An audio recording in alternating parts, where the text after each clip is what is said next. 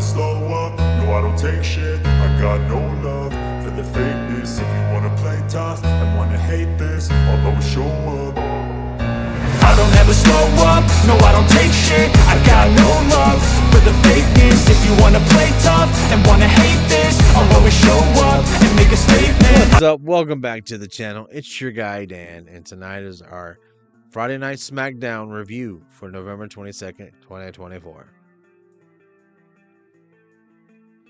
I was entertained. Let's get to it, guys. I loved the night show. I did. A lot of people didn't. I did. Oh, so they did a recap of what happened last week, you know, with Roman coming out of the ring. And then we got the Tsunami Poppy, Bronson Reed joining Solo's crew. We don't know if it's going to be just for the SummerSlam, or is this really his introduction into the Bloodline? Yes, he is Simone. We know that, but I don't know. Solo's like that, Roman's the island of relevancy. Solo is like the island of misfit Samoans. It's a Christmas reference too, by the way. I guess you guys knew that. They're talking about, Roman made the call to the wise man. Number's not in service. Not anymore. Sorry, Roman. Your face says it all, brother. You're fucked. Just saying.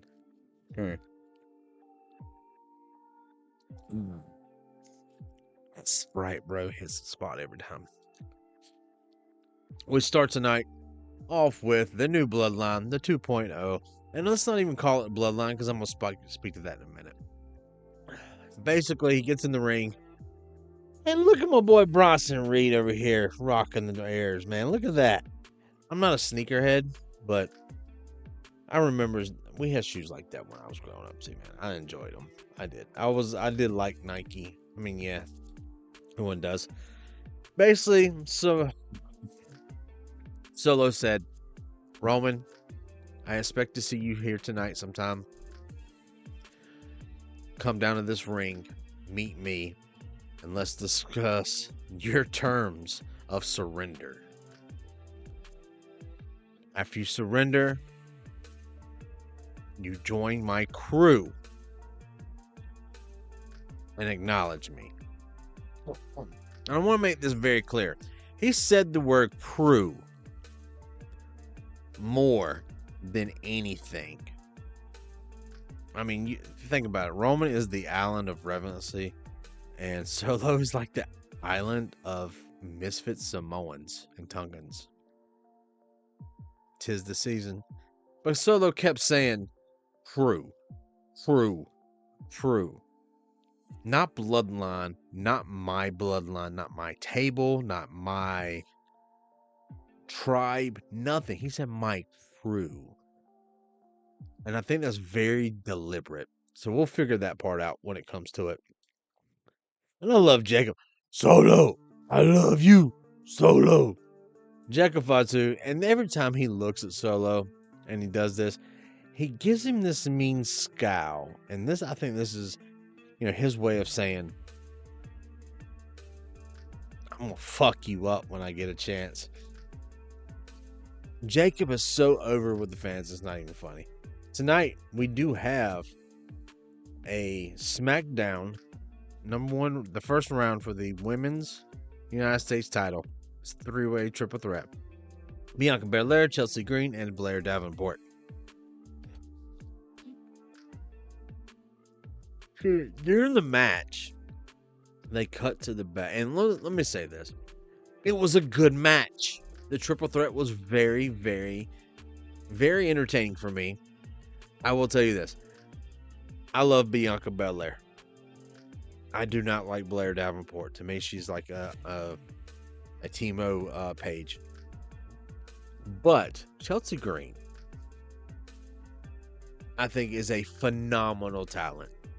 She is that person who was like Carmella, who would just scream and get on your nerves. She was like the Alicia Foxes, stuff like that. she was like that caliber to me. Now, Chelsea can wrestle.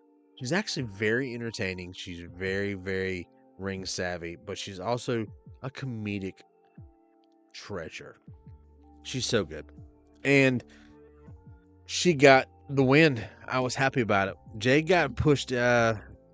Jade was actually hurt, but we don't know who. We don't know who.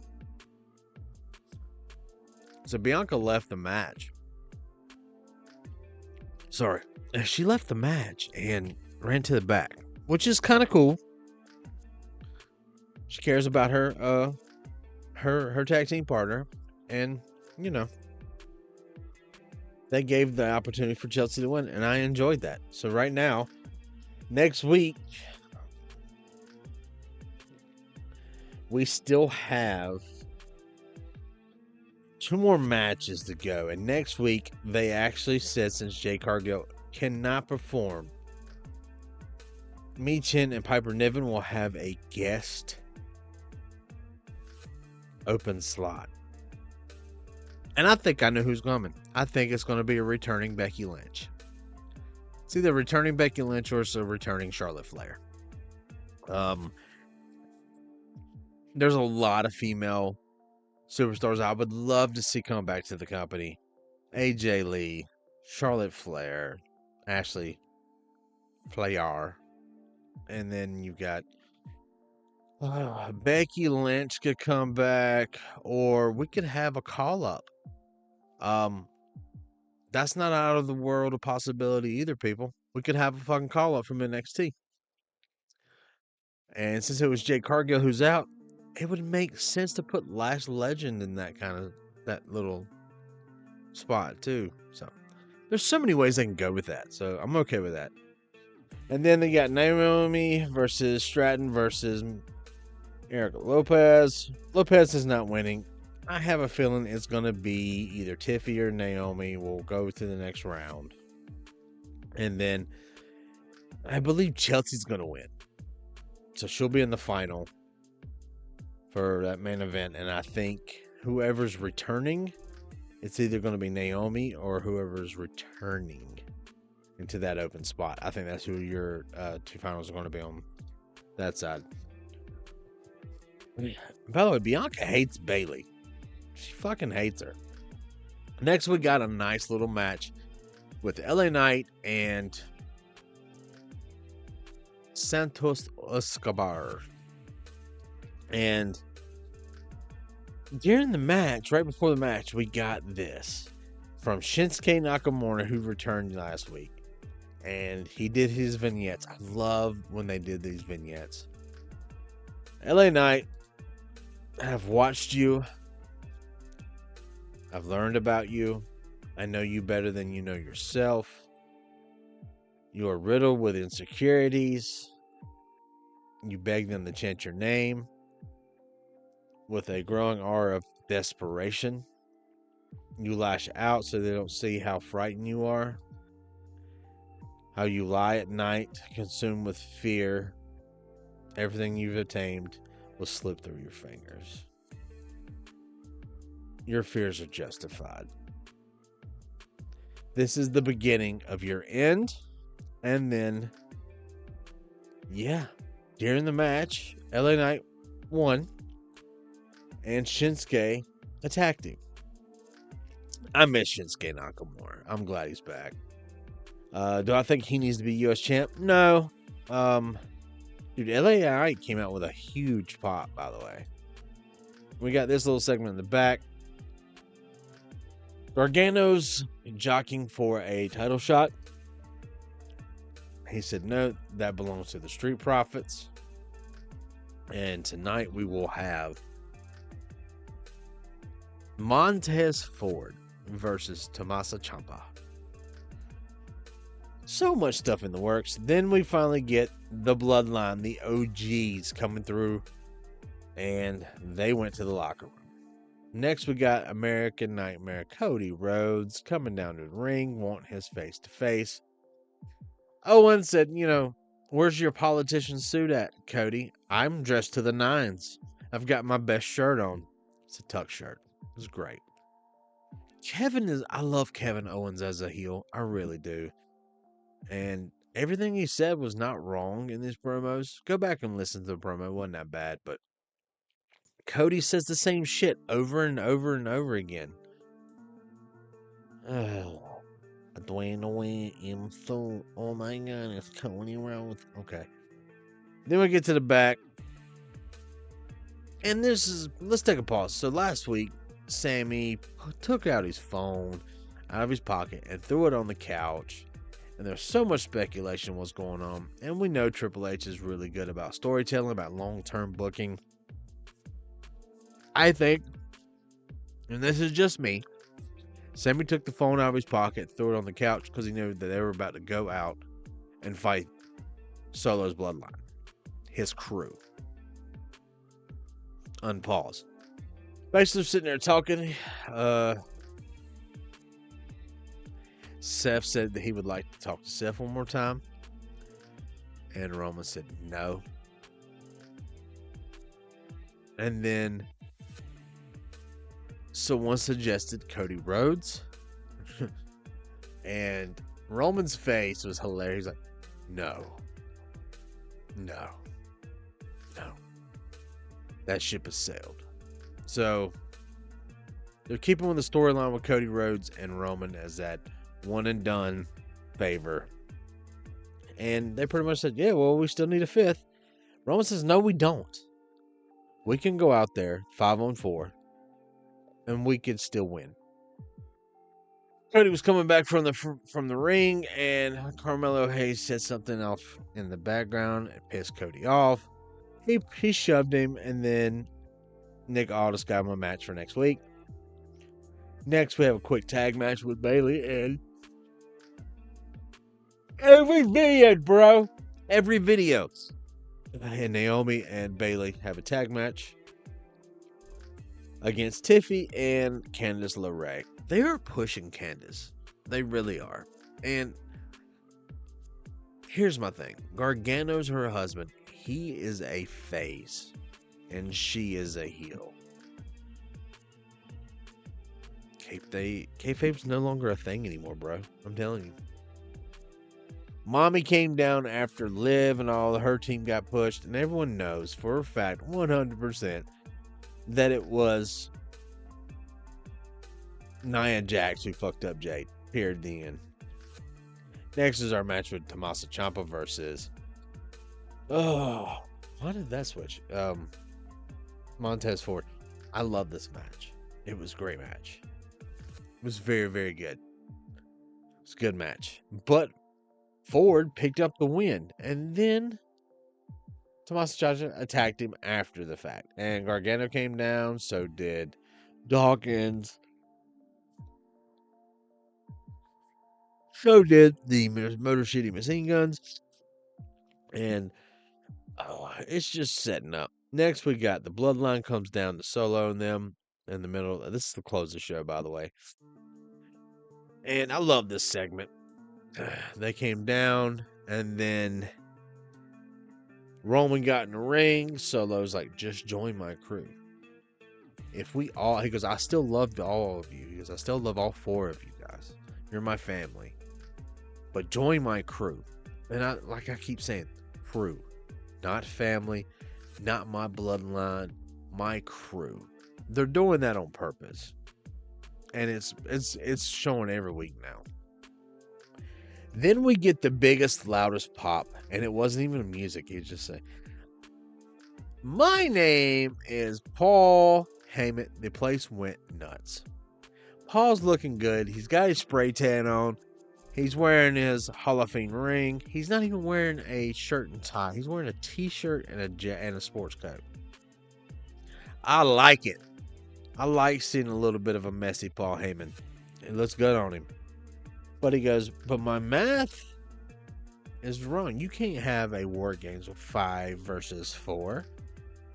That's not going to math out correctly. You know how I am. He goes, it's going to be 5 on 5. And then points. And we get a huge pop. I was hoping like something like this was going to happen. It was either be Punk or Lesnar.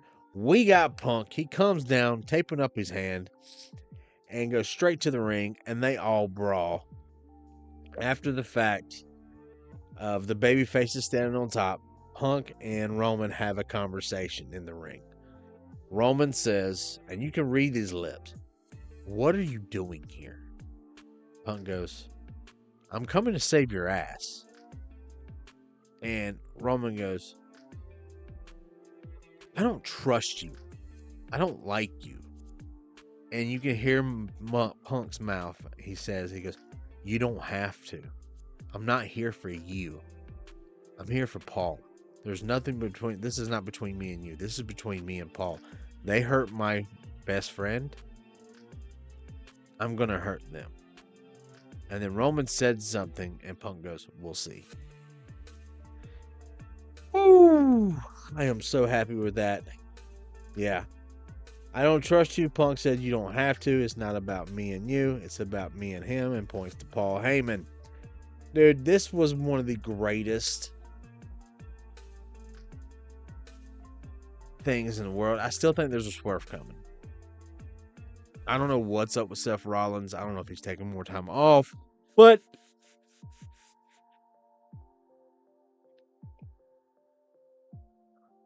Bronson Reed is in the War Games. Of course, his biggest rival right now is Seth Rollins. We don't know. We just don't know what's going on with these guys. So, it is what it is. It ain't what it ain't. But this is how we ended up with Smackdown tonight. Everyone giving the ones. Punk doing the go to sleep. This is your Survivor Series War Game team. I am so fucking happy about fucking Punk. And I've been waiting for Punk and Roman to be in the same ring at the same time. And Punk says him and Drew are done now. He needed something new. And when they did the face off against all of them and fight, Punk went after Bronson Reed like crazy. So that, you know what that comes up to. That could be his way to get to Seth. There's just so many possibilities now that Punk has been introduced as the fifth man. And we still have a week to go. We still have another Raw and another Smackdown to get through before we get to Survivor Series. So they still have some building they still can do. Things can still change. So, like I said, I highly enjoyed this show. I really did. The matches were great. The female tag match, I was not a fan of. But the triple threat with Chelsea, Bianca, and Blair, I enjoyed the shit out of that. I enjoyed the Montez Ford, Tommaso Ciampa match.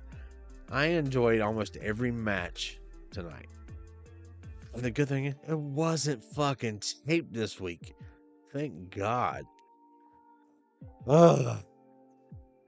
So, are you excited about Survivor Series? Are you ready for this? What's your thoughts on Punk being added to the mix? Do you love it? Do you hate it?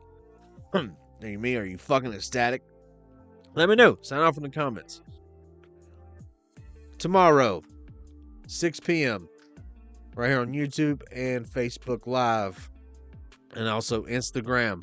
The Wolfpack Wrestling Podcast is having a special show. We skipped this week's show on Thursday because of reasons, and then we're going to do a pre-show leading up to AEW's Full Gear. We are going to do our own pre-show. It's going to be a regular show with our predictions, our everything on it, how we feel. We always have a good time, so please come check us out. Go to their page, give them some love. Go to my socials, give me likes and follows, especially on Facebook. I am so close. I need about a lot to actually get where I can do Facebook Live from my channel page. I just was able to have enough subscribers to actually go live on YouTube. Would love to get to that 1,000 mark real fast, but right now I am humbled by the people who are coming to watch me. We're changing the channel here and there. We're doing some tweaks, like the audio, like the mic in front instead of up here like Mr. Kennedy. the lighting. I'm working on building a new studio just for this, because right now this is in a collection room. And I would love to show you guys my collection sometime. So, like I said, thank you for coming out. Thank you for subscriptions. And I love hearing Paul Heyman on my screen. The pop that he got was fucking amazing. So, War Games.